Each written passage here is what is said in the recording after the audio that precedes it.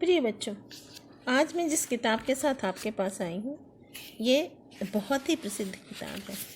किताब का नाम है पिता के पत्र पुत्री के नाम। यह पंडित जवाहरलाल नेहरू की लिखी हुई किताब है। दरअसल ये किताब नहीं है, ये चिट्ठियों का संग्रह है। ये चिट्ठियाँ जवाहरलाल नेहरू ने अपनी बेटी यानी इंदिरा गांधी को लिखी थी। इन चिट्ठियों के जरिए जवाहरलाल नेहरू ने इंदिरा गांधी को बहुत सी चीज़ें समझाई थी, बहुत सी चीज़ों से रूबरू करवाया था। आज हम इन चिट्ठियों को पढ़कर देखते हैं एक के बाद एक। आज मैं इन चिट्ठियों में से जो एक पाठ ले रही हूँ उसका नाम है ज़मीन कैसे बनी। ध्यान रखिएगा, जवाहरलाल नेहरू ने ये चिट्ठी अपनी बेटी को लिखी है। इसमें उन्होंने ज़मीन यानी अर्थ के बनने के प्रोसेस की बात की है। तुम जानती हो कि ज़मीन सूरज के चारों तरफ घूमती है और चाँद ज़मीन के चारों तरफ घूमता है। शायद तुम्हें यह भी याद है कि ऐसे और भी कई गोले हैं जो ज़मीन की तरह सूरज का चक्कर लगाते हैं। ये सभी हमारी ज़मीन को मिलाकर सूरज के ग्रह कहलाते हैं।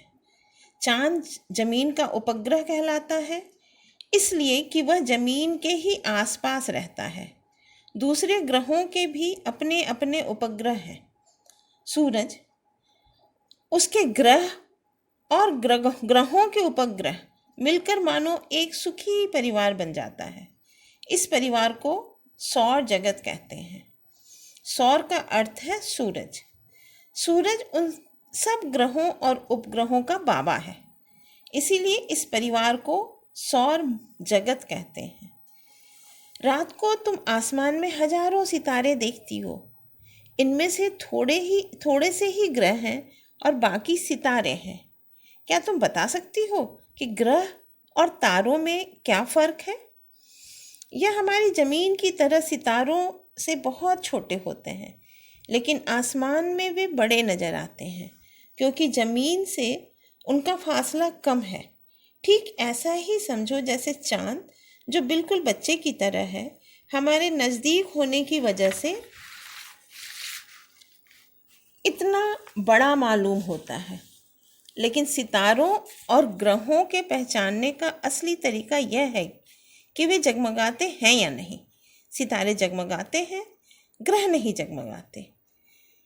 इसका सबब यह है कि ग्रह सूर्य की रोशनी से चमकते हैं। चांद और ग्रहों में जो चमक हम देखते हैं वह धूप की है। असली सितारे बिल्कुल सूरज की तरह हैं।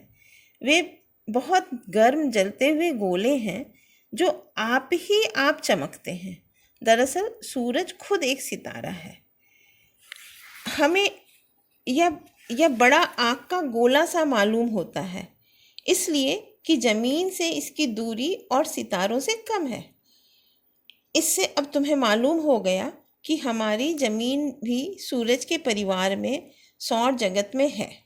हम समझते हैं कि ज़मीन बहुत बड़ी है और हमारे जैसी छोटी सी चीज़ को देखते हुए वह है भी बहुत बड़ी। अगर किसी तेज गाड़ी या जहाज़ पर बैठो तो इसके एक हिस्से से दूसरे हिस्से तक जाने में हफ्तों और महीनों लग जाते हैं। लेकिन हमें चाहे यह कितनी भी बड़ी दिखाई दे, असल में यह धूल के एक कण की तरह हवा में लटकी हुई है।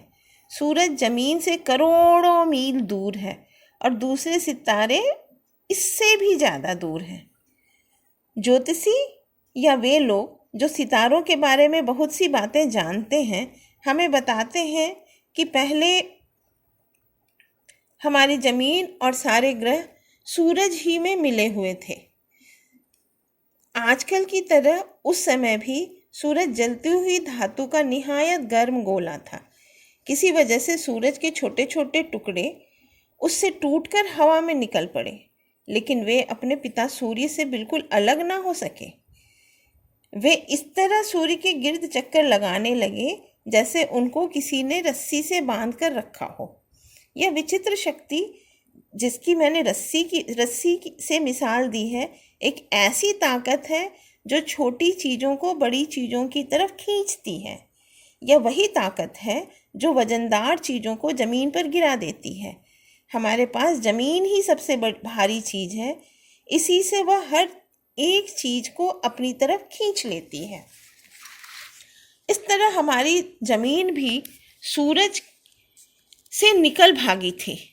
उस ज़माने में यह बहुत गर्म रही होगी, इसके चारों तरफ की हवा भी बहुत ही गर्म रही होगी, लेकिन सूरज से बहुत ही छोटी होने के कारण यह जल्द ठंडी हो गई। सूरज की गर्मी भी दिन दिन कम होती जा रही है, लेकिन उसे बिल्कुल ठंडे होने में लाखों बरस लगेंगे। ज़मीन के ठंडे होने में बहुत थोड़े दिन लगे।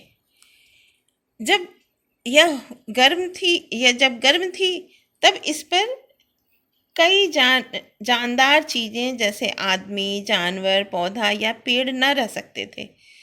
यह चीज़ें जल जाती। जैसे सूरज का एक टुकड़ा टूटकर ज़मीन हो गया, उसी तरह ज़मीन का एक टुकड़ा टूटकर निकल भागा और चांद हो गया। थोड़े से लोगों का ख्याल है कि चांद के निकलने से जो गड्ढा हो गया वह अमेरिका और जापान के बीच का प्रशांत महासागर है।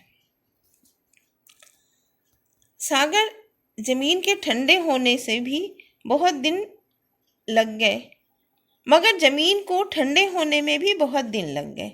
धीरे धीरे ज़मीन की ऊपरी तह तो बहुत ज़्यादा ठंडी हो गई, लेकिन उसका भीतरी हिस्सा गर्म बना रहा।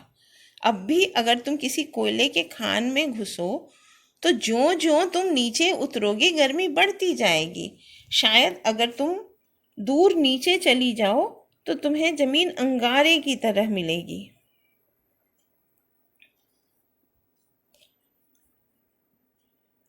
चांद भी ठंडा होने लगा।